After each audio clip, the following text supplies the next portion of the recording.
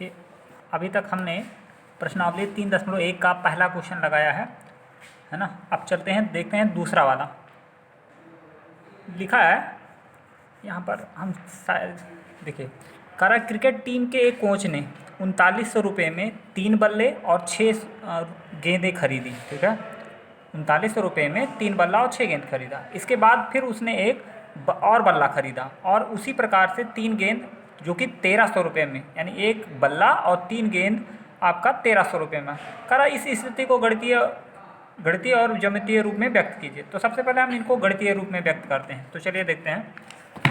अब हम मान लेते हैं, देखिए मान लेंगे हम, माना एक बल्ले की कीमत x रुपया, अर्थात एक बल्ला अगर हमने खरीदा तो x रुपया, ठीक है, तथा एक गेंद की कीमत y रुपया, ठीक है। इस प्रकार से प्रथम शर्तानुसार हम क्या लिख देंगे भाई, 3 बल्ला खरीदा था इन्होंने। देखिए यहाँ पर 3 बल्ला खरीदा, तो अब एक बल्ले की कीमत x रुपया, तो 3 बल्ले की कीमत कितना हो जाएगा, 3x, प्लस 6 गेंद इन्होंने खरीदा और एक गेंद की कीमत कितना, y रुपया, तो 6 गेंद का दाम कितना हो जाएगा, 6y।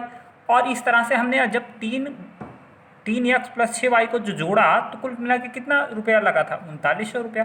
तो ये हमारा हो गया पहला समीकरण, ठीक है। अब इसी तरह से द्वितीय शर्त अनुसार बोला उसने कि अगर उसने एक बल्ला और, ठीक है, एक बल्ला और उसी प्रकार से 3 गेंदा खरीदा, ठीक है, एक बल्ला और उसी प्रकार से 3 गेंद खरीदा, ठीक है, तो 1300 रुपया। तो इसका मतलब एक बल्ले की कीमत कितनी थी, x रुपया, तो यानी x रुपया, प्लस एक गेंद की कीमत कितनी थी, y, तो 3 गेंद खरीदा तो 3y, और कुल मिला के कितना, 1300 रुपया, ठीक है। समीकरण 2। अब ये तो आपका गणितीय विधि हो गया, ठीक है, बीजगणितीय रूप में। अब इसको हमको ग्राफीय विधि में करना है। तो ग्राफीय विधि में हमको करने से पहले सबसे पहले हमको टेबल बनाना पड़ेगा। देखिए हमने यहाँ पे बनाया, क्या है, समीकरण 1 आपका था, ध्यान से देखिएगा, अगर आप समीकरण 1 देखिए तो था कितना, 3x प्लस 6y बराबर 3900। तो उससे हम पहले थोड़ा उसको सॉल्व कर लेंगे। तो 3x प्लस 6y बराबर 3900 समीकरण 1 है। तो 6y ऐसा रहने दीजिए, y को हमेशा एक तरफ रखते हैं और अकेला रखते हैं, ठीक है, कोशिश पहले हमारा यही रहता है, ठीक है। तो देखो y पॉजिटिव था तो इधर ही रहने दिए, और 3x को उधर भेजे, तो 3900 माइनस 3x, ठीक है। अब y केवल निकालना है, ना कि 6। तो 6 को आप क्या करिए, चूंकि इधर गुणा हो रहा था तो उस पक्ष में क्या होगा, भाग, तो देखो बटे कर दिया गया, यानी 3900 माइनस 3x और बटे कितना, पूरे का हो गया 6। अब क्या करिए, अब आप एक टेबल बनाइए, ठीक है, जहाँ पर ऊपर x नीचे y, और y का मान जो यहाँ पर देखिए 3900 माइनस 3x बटे 6, यहाँ पर आप लिख दीजिए, ठीक है। अब आप स्वेच्छा से आप अपने मन से x के मान ले लीजिए, ठीक है। अब देखिए ऐसा मान लीजिएगा जिससे कि कुछ निकलना संभव। तो जैसे हमने x का मान मतलब 100 लिया, ठीक है, तो जब 100 लिया तो 100 का गुणा 3 से, मतलब 3x है ना, तो 100 का गुणा 3 से कराएंगे तो 300, और 3900 में से 300 घटाएं तो कितना होगा, 3600, और 3600 में 6 का भाग लाएंगे तो 600 आ जाएगा, ठीक है। इस तरह से आपका x का मान 100 तो y का मान 600 निकल गया, ठीक है। ऐसे ही जब हम x का मान 3 लेंगे, ठीक है, मान 300, जब x का मान 300 लेंगे तो हमारा 3 त्रिक का 900 हो जाएगा, और जब 3900 में से 900 घटेगा, ठीक है, तो कितना आएगा, 3000, अर्थात, ठीक है, 3000 में जब 6 का भाग दिलाएंगे तो आएगा 500, ठीक है। यानी इस, अगर हम x का मान 3 लेंगे तो y 300 लेंगे अगर x का मान, तो y का मान 500 आएगा, ठीक है। ये इस आपका हो गया, ठीक है। इस टेबल से चाहे तो आप एक बार आप पहले तो आप एक खींच लीजिए रेखा, ठीक है, या तो फिर दोनों समीकरणों को पहले हम टेबल बना लें, जैसा भी, चलिए हम लोग दोनों समीकरणों से पहले टेबल बना लेते हैं, ठीक है। अब ये तो पहला समीकरण था, टेबल बन गया। अब दूसरा समीकरण क्या है, x प्लस 3y बराबर 1300, ठीक है। तो इससे हम बनाते हैं। तो चलिए देखिए दूसरा समीकरण, x प्लस 3y बराबर कितना, 1300, 3y वैसे रहने दीजिए, x को उधर भेजिए, तो 1300 माइनस एक्स, वाई का मान निकालना तो 3 से भाग दिलाइए, 1300 माइनस एक्स बटे 300। अब x का मान जब हमने 100 लिया तो देखो 1300 में से 100 घटाइए तो कितना हो जाएगा, हो जाएगा 1200, 1200 में जब 3 का भाग दिलाएंगे तो आएगा 400। फिर ऐसे ही जब x का मान हमने 400 लिया तो 1300 में से 400 घटेगा तो कितना होगा, 900, 900 में जब 3 का भाग दिलाएंगे तो 300 आएगा, ठीक है। यानी x का मान जब 100 लिया तो y का मान 300 आया, ठीक है। अब हम सबसे पहले वाले टेबल से एक समीकरण, एक आपका रेखाखंड खींचते हैं। तो देखिए पहले वाले से ये वाला बना, कैसे बना, तो देखिए x का मान आपका 100, y का मान 6, तो पहले x का मान 100 लीजिए।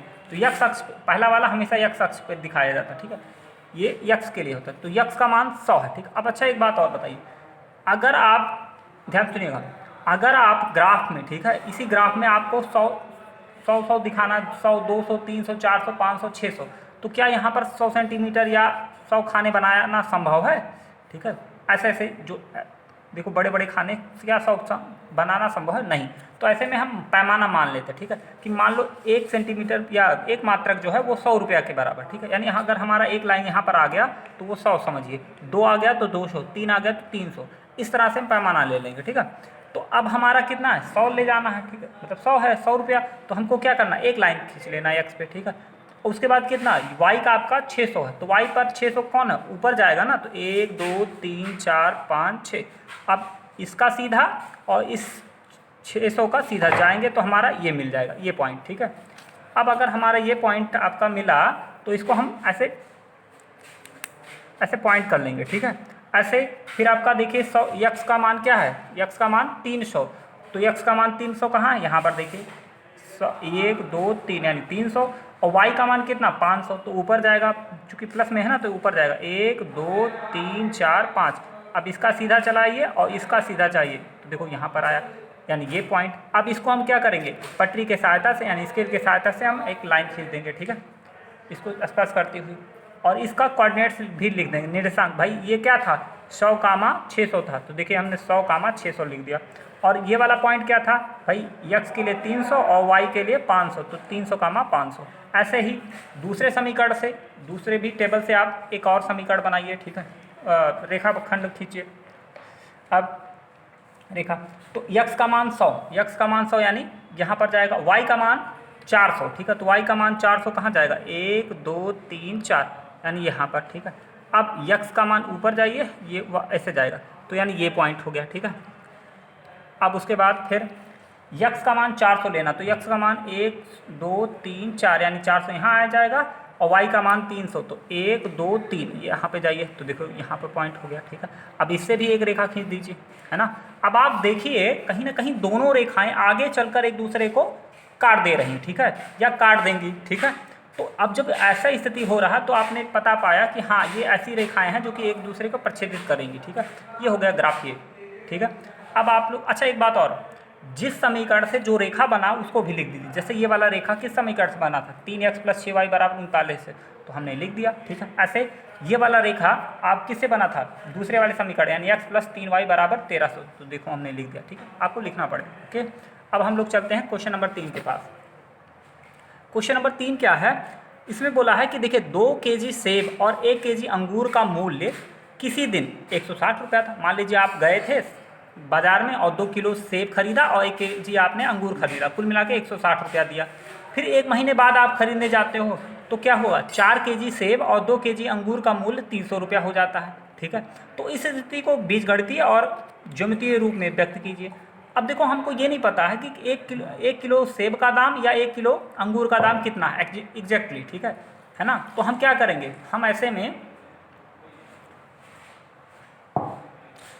हम मान लेंगे, भाई हमको मानना पड़ेगा, दो चीज़ें अलग अलग चीज़ें हैं तो उनको हम अलग अलग मानना पड़ेगा। माना 1 किलो सेब तथा 1 किलो अंगूर का मूल्य क्रमशः यक्स तथा 22 रुपया, अर्थात 1 किलो, देखो सेब आगे है तो यानी यक्स सेब का होगा। ठीक है, यानी सेब का मूल्य 100 रुपया किलो, वाई देखो, और अंगूर बाद में तो वाई के लिए डिनोट होगा। ठीक है, तो यानी 1 किलो सेब का दाम 100 रुपया और 1 किलो अंगूर का दाम वाई रुपया। ठीक है, अब प्रश्नानुसार चलते हैं। प्रथम शर्त क्या बोला है, 2 kg सेब है और 1 किलो का दाम कितना है 100 रुपया, तो 2 किलो सेब का यानी 2 यक्स हो जाएगा, प्लस 1 किलो क्या नाम है अंगूर का दाम वाई रुपया है। कितना किलो अंगूर खरीदा गया था, 1 ही किलो, तो यानी 1 वाई यानी वाई ही लिखिए। ठीक है, तो क्या हो जाएगा 2x + y बराबर कितना रुपया दिया था 160 रुपया, समीकरण 1 मान लीजिए। ठीक है, ऐसे ही आपने जब दूसरे मतलब अगले महीने में जब गया तो 4 की जो kg सेब खरीदा, तो भाई 1 kg का दाम 100 रुपया, तो 4 kg यानी 4 100 रुपया, प्लस 2 kg अंगूर खरीदा था। ठीक है, और 1 kg अंगूर का दाम y रुपया, तो ये हो जाएगा 2y बराबर कितना 300। अब हम इससे समीकरण बनाएंगे। देखिए अब ये तो आपका गणितीय हो गया, जो गणितीय रूप में। ठीक है, अब हम इसको ग्राफीय दिखाएंगे, तो चलिए देखते हैं। देखिए वीडियो बड़ा ना हो इस नाते हमने पहले से इसको लिख दिया है, आपका बना दिया है। ठीक है, नहीं तो बहुत लेंदी हो जाता है जल्दी। अब देखिए समीकरण 1 को सबसे पहले हम ऊपर लिख देते हैं, समीकरण 2 को नीचे। समीकरण 1 से हम सॉल्व करते हैं। क्या है हमारा समीकरण 1? 2x + y बराबर 160। तो y का मान हमको लेना होता तो हम क्या करेंगे, 2x को उधर भेजेंगे, तो यानी 160 माइनस 2x। ठीक है, अब हम x का कुछ ऐसा मान लीजिए जिससे कि निकालना संभव हो। अब ये नहीं कि 1.5 ऐसा कुछ न मत लीजिए, थोड़ा सुटेबल मान लीजिए। ठीक है, अच्छा अब देखिए जब हमने x का मान 30 लिया, ठीक है, x का मान 30 लिया तो 30 दूना 60 और 160 में से 60 घटा तो बाबू होगा 100, यानी y का मान आपका कितना हो जाएगा, 100। ऐसे ही x का मान हमने जब 40 लिया तो 40 दूना 80, 100 में से 80 घटेगा तो 80 आएगा, तो यानी y का मान 80। ठीक है, अब इसी तरह से समीकरण 2 से भी कर लेते हैं हम लोग, टेबल बना लेते हैं। तो 4x + 2y बराबर 300 है, तो यानी y का हमको निकालना, तो 2y ऐसे रहने दीजिए और 4x को उधर भेज दीजिए। ठीक है, ट्रांसफर करेंगे तो चूंकि इधर पॉजिटिव था तो उधर जाएगा तो निगेटिव होगा, तो यानी 300 माइनस 4x। ठीक है, y बराबर क्या होगा, ये 2 को नीचे यानी भाग दिला दीजिए, तो कितना होगा 300 माइनस 4x बटे 2। अब क्या करिए, x का कुछ ऐसा मान लीजिए जिससे कुछ मान निकल सके। ठीक है, आप कुछ भी ले सकते हो बट कुछ ऐसा मान लीजिए जिससे कि निकलना संभव हो। तो 50 हम लेते, 50 चौके हो जाएगा 200 और 300 में से 200 घटाएंगे बाबू कितना होगा 100, और 100 में जब 2 का भाग दिलाएंगे तो आएगा 50। ठीक है, यानी x का मान जब आप 50 लोगे तो y का मान 50 आएगा। ठीक है, x का मान आप जब 40 ले लो तो 4 चौके 16 यानी 160, और 300 में से 160 घटाओगे तो बचेगा कितना 140, 140 में 2 का भाग दिलाओगे तो होगा 70। ठीक है, इस तरह से आपका x और y का मान निकल गया। अब हम लोग चलिए ग्राफ बना लेते हैं। ठीक है, पहले ग्राफ मतलब पहले टेबल से x का मान 3 है और y का मान 100 है, तो भाई अब वही बात पैमाना आपको लेना पड़ेगा कि मान लीजिए कि भाई एक अगर लाइन खींच रहा है आपने x अक्ष पे तो 30 रुपया, या y अक्ष पे एक लाइन खींचेगा तो ठीक है, सॉरी एक लाइन आपने जब x अक्ष पे लिया चाहे पॉजिटिव चाहे निगेटिव तो 10 रुपया का डिनोट करना। ठीक है, अब जैसे यहाँ पर 30 है, ठीक है, तो 3 लाइन आपको देखना होगा, तीसरी लाइन पे जाना होगा। और x के लिए कितना है, y के लिए आपका 100 है तो ऊपर जाइए 10 खाना, 1 2 3 4 5 6 7 7 8 9 10, यानी आपका जो लाइन जाएगा कहाँ जाएगा, 3 और 10 और 3 और 100, यानी कहीं ना कहीं यहाँ पे आएगा। ठीक है, उसके बाद फिर x का मान 40 है। ठीक है, x का मान 40, y का मान 80। ठीक है, x का मान 40 यानी ये, और y का मान 80। देखिए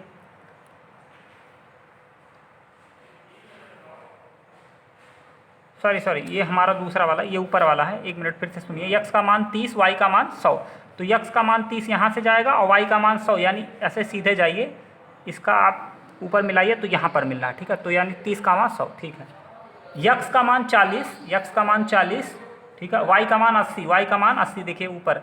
अब ये सीधा जाइए आप तो ये हो गया, यानी इन दोनों को आप मिलाइए पटरी के सहायता से, ये लाइन खिंच गया। ठीक है, ऐसे ही दूसरे वाले से करिए, x का मान 50, y का मान 50। ठीक है, x का मान 50 तो आपका x का मान 50 यहाँ पर है और y का मान 50 यहाँ पर है। अब इन दोनों को सीधा मिलाइए तो यानी ये पॉइंट मिल गया। ठीक है, और x का मान 40 आपका यहाँ है, y का मान 70 है, तो 70 यानी आपका यहाँ पर होगा। ठीक है, देखिए 70 ये सीधा खींचिए और 40 यहाँ ये। ठीक है, हालांकि हमने निर्देशांक नहीं लिखा है तो आप लोग लिख लीजिएगा।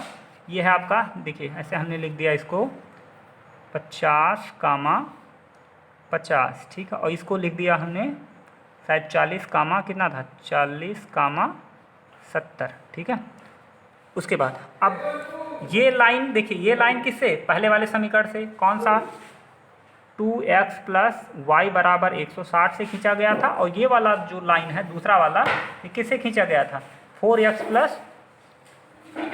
+ 2y बराबर 300 से खींचा गया। तो बस यही आपका हो गया। बस अगला वीडियो हम